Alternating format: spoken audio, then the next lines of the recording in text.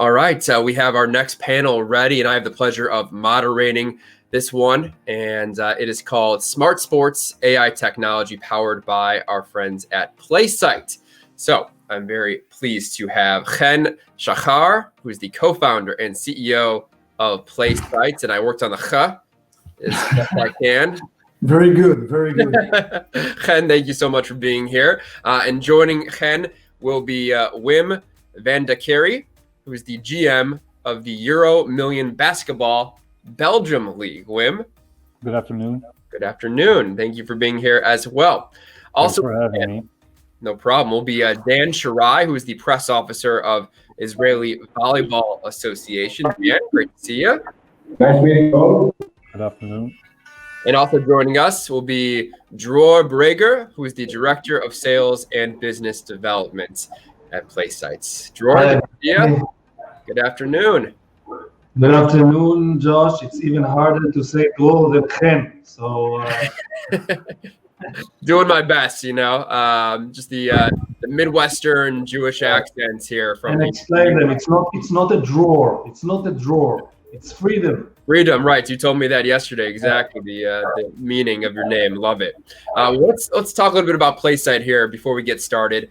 Playsight has emerged as a leader in the sports tech marketplace over the past 6 years with cutting-edge AI and connected camera technology, really democratizing elite tools and professional broadcasting capabilities by bringing them to all levels of sports all over the globe. Playsight's smart court technology is powering 36 sports over 20 countries. Some of its customers, 16 NBA teams, Premier League clubs, MLB, NHL, the Belgium top pro basketball league, and some of the company's top investors, sports legends like Novak Djokovic, Greg Norman, Billie Jean King, Chrissy Everett, and Pete Sampras. So we're going to meet some of the pioneers and visionary leaders and learn why they decided to use technology to take their organization into the future and how tech is being used. So Chen, I'll start with you here. Just share with us a little bit more about how tech is influencing the sports market. Thank you, Josh.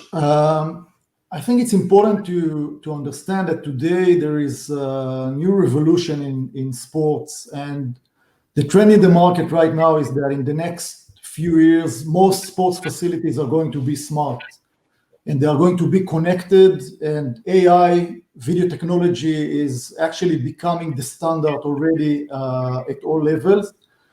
And Playsight has been leading that revolution because a few years ago, we are all familiar with video technology in sports, but those were mainly teams were spending a lot of money on white elephants that were very difficult to use and were not actually doing what they're meant to be.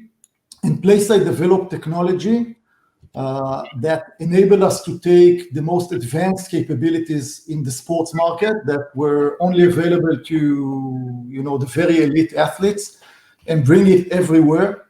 And today we are actually converting your court into a smart court, and we are offering an entire ecosystem that provides four main services. So one is automated production. So every sports organization can stream live without a cameraman at affordable price.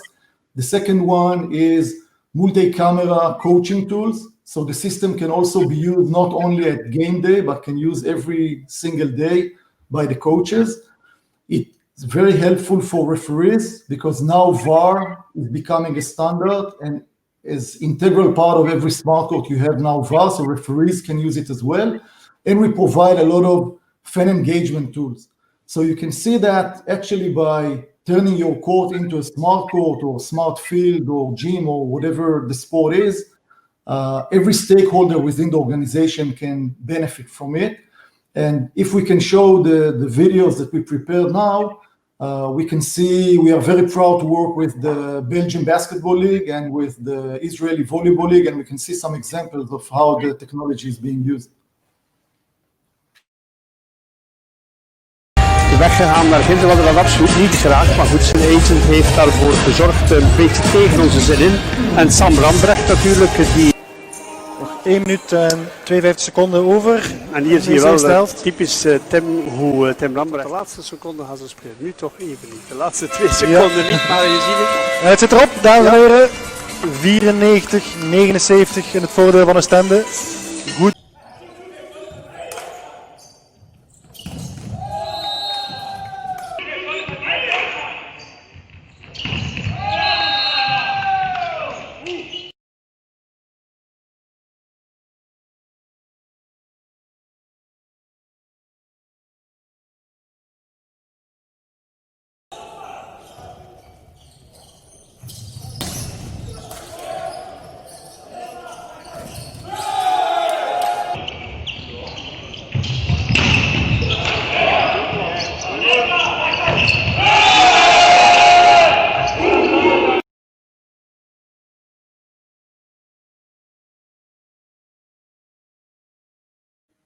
Of the technology, and as I mentioned, the same technology is being used for the automated production, for the coaching, for the VAR, and the fact that using AI we can track the action on the court, and we have multiple cameras, we can provide more services to all levels.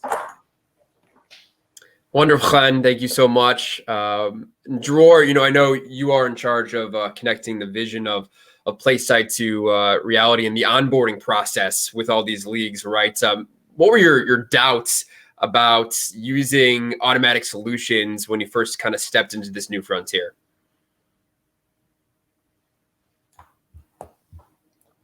Thank you, Josh. There are a lot of doubts. For us as Playsight, this was our dream. There were no doubts. We knew 5, 6, 7 years ago that this is the future and this is what will happen. But the problem was to convince everybody that they need it. So we were talking about it, and I heard yesterday panels, and they all spoke about creating revenue, creating the KPIs and the ROIs for those leagues. In order to create revenue, you need to do something. And if you don't have rights of TV because you are not a TV broadcast league or whatever, you need to create it. And with our broadcast and with our tools on them, with the advertising, with the banners, with scoreboard, with getting live streaming to the betting or to whatever, you can create revenue as a league. And this was the onboarding for the league, to help them achieve KPIs and to help them understand the return of investment. So this is about this, and I want to approach first to you, Wim, and the Belgian league is leading a change and innovation for a long time. I know you for 5 years, adding every year something new in the automatic production, automatic content, VAR for the ref, coaching. Can you please take us through those decisions? What are you trying to achieve and overcome by using those 4 technologies? Well, thanks for the question, Dror. I think three decisions led to the situation we are in right now. First of all, we wanted to produce all our content. Before, we only had 30% of the matches that were being produced. So, as you say, generating extra revenue was tough. Then after that decision, we decided, okay, automated production is the way to go, just because of the economy of scale. Producing with one camera was more expensive than what we could do with Playsight. And then the third major thing that we've added right now, as you say, is enhancing the product. We have added commentary to the streams. We have, as we saw in the video, automated graphics with automated statistics in there. So you could argue that it has become, in fact, a mini TV production, basically. Chen, maybe you can add a little bit about what we are doing with the Belgian League and how we support it. Yeah, so for us, the Belgium League obviously is a highly strategic customer, and it's more than a customer. It's more than a customer. It's a partnership where we saw, and that's part of the Playsight vision. We saw the Belgium League utilizing our technology to promote basketball in Belgium. It was like that because we thought that if the Belgium League will be able to stream live all their matches and not only, let's say, the semifinals or finals or the one that they could afford manually, more people will watch basketball, more kids will want to go and play, and obviously the vision is to encourage more juniors to practice sport using technology. So it's not only doing the business, it's also using the technology for a good cause. And I think Wim will agree that in the last 2 seasons where more audience can engage with the league, I think we can see more let's say engagement in sports in general. For sure. I mean, what we are obviously trying to achieve is growing the community, as you say. And as a matter of fact, we have almost doubled the number of subscriptions that we had the first season, only having entered the second season using the technology for 1 month now. So we can see and we feel that it is definitely appreciated by our fans. So the next step for us would obviously be to reach them, first grow the community and then actively reach them so we can remain relevant on all sides commercially, but as you say, also sports-wise, getting kids to play basketball. And I think if I may add another thing is for organizations that let's say are struggling with their video rights or are not as rich as, let's say, the NBA or richer organizations, automated technology is an enabler to raise the visibility of their sports. It's an enabler. It's actually like a positive momentum of suddenly you can engage with your fans, suddenly more people are aware of the sport, suddenly more people are actually playing that sport. And on top of that, it's an ability to generate more revenues. So if the organization is also generating more revenues, again, it's a positive momentum that is growing the sport. So I think it's a win-win for the organization, for the community, and the technology is the enabler of that, because that's the revolution I'm talking about. That suddenly everybody can enjoy the same technology that used to be just a couple of years ago, just in NBA or Wimbledon or Premier Leagues. Yeah, Dan, I do want to get you in the conversation as well. I know for both you and Dror, it was this long process getting from what was the dream to the reality of fully automated production of all the volleyball matches. Why was it so hard in your eyes to make that happen? Well, first of all, I would like to say thank you for hosting the Israeli Volleyball Association here. One of the dream, I think the last 5 years, if Dror will correct me, is to open our own kind of TV channel, TV broadcast, and not dependent just on the big sport TV channel here in Israel. And actually, we're doing it this year. Great. I think we have around 15 courts that we broadcast, and we can handle our content, produce from games and other content that we planning to do, like news and other programs. And I think you said almost everything. That's the visibility of the volleyball. Now we can spread it to double times to sport fans. And it's give us the opportunity to do it, and it's really kind of a dream that's come true. It's economically, technically, it's kind of easy and it's great. Yeah, I have